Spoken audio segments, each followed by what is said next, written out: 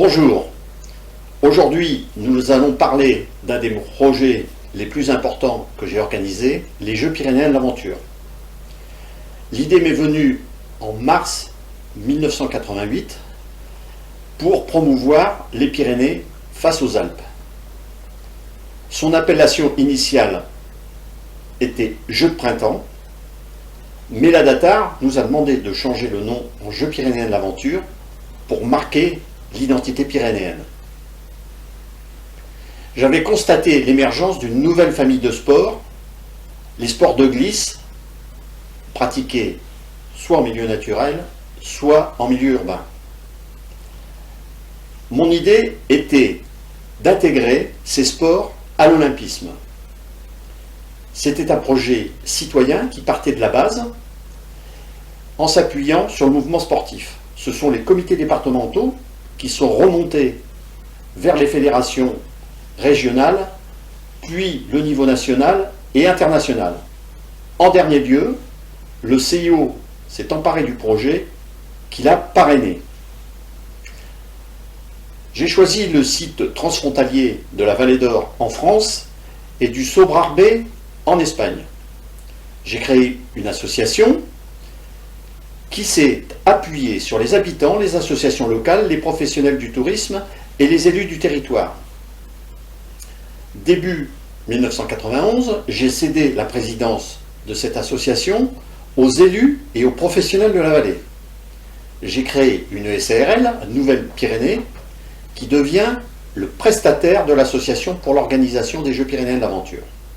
À l'occasion des élections départementales de 1992, un conflit politique éclate entre les deux prétendants au poste de président du Conseil général des Hautes-Pyrénées.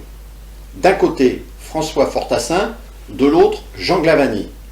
Ce dernier est un puissant homme politique qui a été directeur de cabinet de François Mitterrand.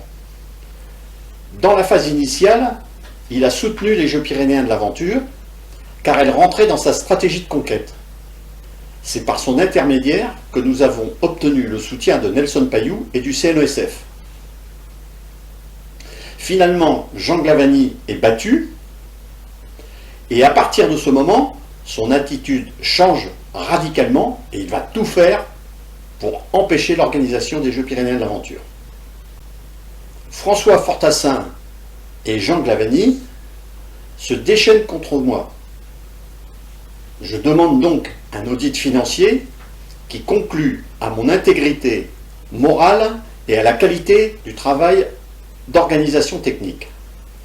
Malgré ces avis positifs, je suis débarqué sans ménagement de la direction de mon projet. Le Conseil général se substitue à l'organisation locale en nommant un fonctionnaire à la tête.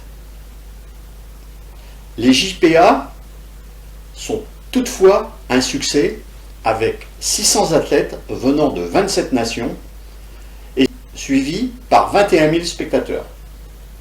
Le drapeau olympique flotte sur les Pyrénées, mais l'organisation décapitée et ayant perdu sa crédibilité auprès du mouvement sportif, le Conseil général des Hautes-Pyrénées se montre incapable d'organiser un deuxième événement. Incompris de nos dirigeants, les Américains saisissent le potentiel du projet pour créer les X-Games. Jean Glavany avait à l'époque qualifié ces disciplines d'amusement de mômes sans avenir. Au final, nous avons perdu dans cette affaire des centaines d'emplois, des dizaines de millions d'euros de retombées économiques et de notoriété pour les Pyrénées. L'autre activité de Nouvelle-Pyrénées était la formation et l'insertion. Nous avons monté plusieurs stages d'accompagnement, principalement dans le cadre de l'ADEPFO et de la DDTE. La grande originalité de notre méthode avait été d'utiliser les diverses possibilités de formation et d'insertion dans le cadre de l'organisation des Jeux Pyrénéens de l'Aventure. L'ensemble des partenaires était très satisfait de notre travail. Pourtant, après les Jeux Pyrénéens de l'Aventure, nous n'avons plus obtenu de contrat. J'ai pu sentir et mesurer le poids de la fatwa républicaine qui avait été mise sur mon nom et qui perdure encore sous certains aspects aujourd'hui. Pour l'organisation des Jeux Pyrénéens, j'ai obtenu un trophée Midi-Pyrénées du tourisme qui est quand même une reconnaissance institutionnelle. Une thèse faite par un chercheur, André Suchet, a été réalisée. Elle a été soutenue en 2012. J'ai donc, à cette occasion, trouvé une reconnaissance scientifique de mon travail. Les Jeux Pyrénéens de l'aventure marquent une véritable rupture. Pendant cette période du début des années 90, je vois la démocratie française se transformer profondément. Les élus quittent le camp des citoyens pour celui des collectivités territoriales. Alors commence à se constituer le millefeuille institutionnel. Petit à petit, les collectivités territoriales étouffent les associations et les initiatives citoyennes. Elles détournent les financements à leur profit. Leur accroissement pléthorique complique et ralentit chaque jour un peu plus la vie démocratique locale. Voilà pour cette partie concernant les Jeux Pyrénéens de l'aventure. Bien sûr, vous pouvez acheter mon livre En marche vers la démocratie implicative, consulter mon site et sur le livret 2, vous aurez toutes les informations complémentaires sur les Jeux Pyrénéens de l'aventure. Sur YouTube, vous pourrez consulter la vidéo spécifique des Jeux.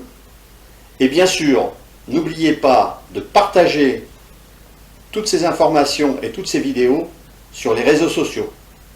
Merci beaucoup.